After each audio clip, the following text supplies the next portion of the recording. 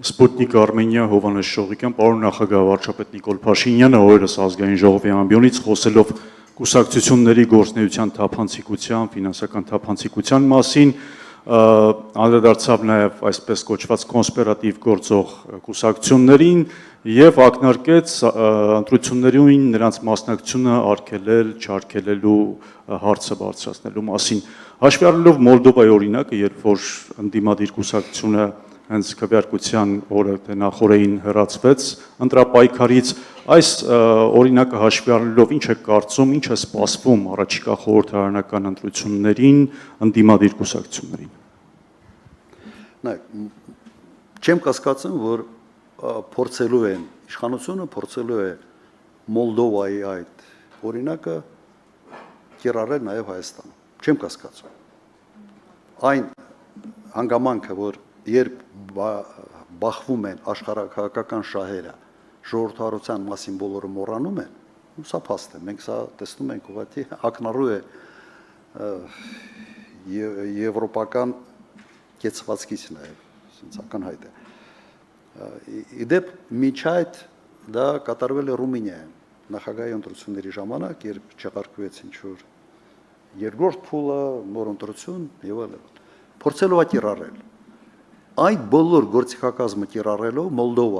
Մոլդովայի ներսում, Մոլդովայում ապրող ժողովրդի քվեներով ընդդիմությունը հաղթել է։ Եվ Մոլդովայում իշխանությունը հաղթել է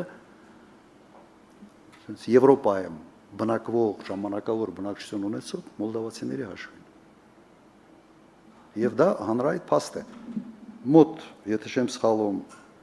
մոտ 270 տեղամաս էր բացվել Եվրոպայում, ընդամենը 2 հատ Ռուսաստանում, օրինակ։ Եվ այդ ձայների գումարման իրենք հաղթեցին։ Հիմա մենք դրսի քվեարկություն չունենք։ Եթե լիներ դրսի քվեարկություն,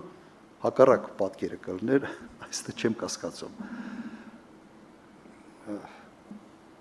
Ձեր հարցի պատասխանը սա է։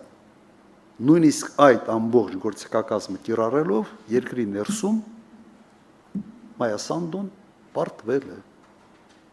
Իդեպ եւ նախագահական ընտրությունների ժամանակ եւ խորհրդարանական ընտրությունների ժամանակ։ Ուրեմն այո, պետք է պատրաստ լինենք նաեւ նման կարգի գործողությունների։ Կարծում եմ փորձելով են ինչ որ չափով, ինչ խորությամբ չեմ կարող ասել, բայց ամենից լավ երաշխիքը, որ դրա չափը լինելու է, այսպես ասենք, փոքր, հետեւյալն է։ ԿՊ-ն պետք է հասկանա, որ նման կարգի գործողությունները բերելու են հեղափոխության։ Այդ հեղափոխության վտանգը, եթե երկրում կախված լինի,